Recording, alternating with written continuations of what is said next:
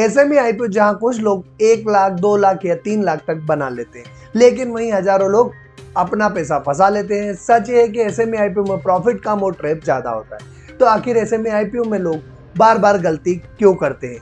आज मैं आपको वो सच्चाई बताऊंगा जो कोई नहीं बताता है। तो आज का वीडियो शुरू करें उससे पहले अगर अभी तक आपने हमारा चैनल सब्सक्राइब नहीं किया तो जल्दी से चैनल सब्सक्राइब करके बेल आइकॉन प्रेस कर दीजिएगा और साथ ही साथ वीडियो को लाइक करना मत भूलिएगा।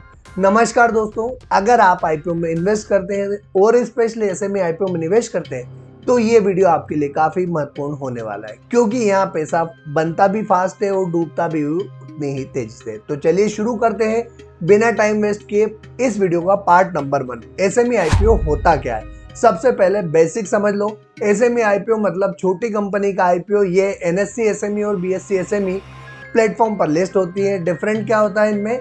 तो लिक्विडिटी कम होती है, लॉट साइज बड़ा होता है, रिस्क हाई होता है। सिंपल लैंग्वेज में अगर हम समझे तो एसएमई आईपीओ मतलब high risk plus high reward का कॉम्बिनेशन।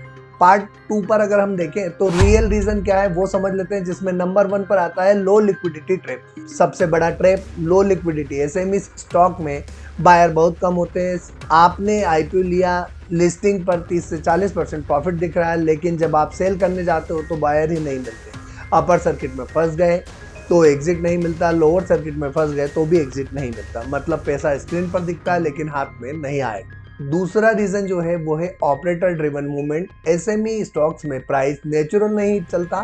पहले ऑपरेटर स्टॉक को पंप करता है, सोशल मीडिया पर हाइप बनाता है, रिटेल फोमो में एंट्री लेता है और फिर अचानक डंप करता है, तब प्राइस गिरता है और रिटेल इन्वेस्टर फंस जाता है। याद रखो, जहां लिक्विडिटी कम वहां मैनिपुलेशन ज्यादा आसानी से किया जा सकता है। रीजन नंबर 3 है फोमो, यानी फियर ऑफ मिसिंग आउट। सबको प्रॉफिट हो रहा है, मुझे भी लेना है, यही सोच सबसे ज्यादा नुकसान कराती है। रियलिटी की अगर हम बात करें तो जब तक आपको न्यूज मिलती है तब तक स्मार्ट मनी निकल चुकी होती है और आप एंट्री लेते हो और प्राइस गिरना स्टार्ट हो जाती है। और इसका रीजन नंबर 4 है जीएमपी का जाल। चौथा जो सबसे बड़ा रीजन है वो है जीएमपी, यानी ग्रे मार्केट की प्रीमियम। लोग सोचते हैं जीएमपी आई है, प्रॉफिट गारंटेड है, लेकिन ऐसा नहीं होता है। जीएमपी अनऑफिशियल होता है, कभी भी बदल सकता है।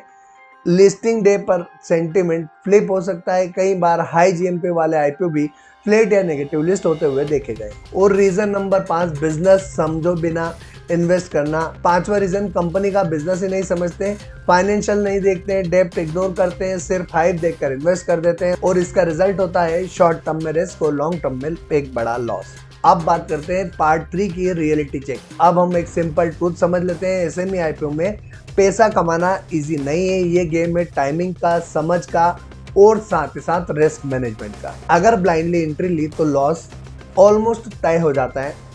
Part 4, solution. अगर आपको एसएमई आईपीओ में इन्वेस्ट करना है तो ये रूल फॉलो करो। स्ट्रॉन्ग बिजनेस को ही सिलेक्ट करो, जीएमपी पर ब्लाइंडली ट्रस्ट मत करो, सिर्फ लिस्टिंग गेन माइंडसेट से मत जाओ।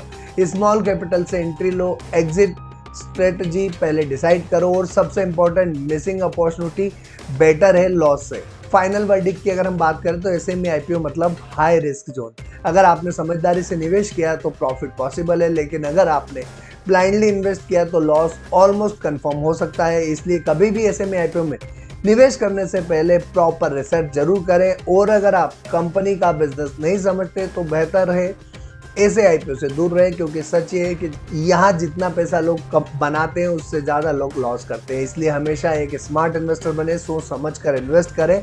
और ऐसे ही फाइनेंशियल ट्रूथ और आईपीओ अपडेट के लिए चैनल को सब्सक्राइब जरूर करें, बेल आइकॉन प्रेस करें और वीडियो को लाइक करना ना भूलें।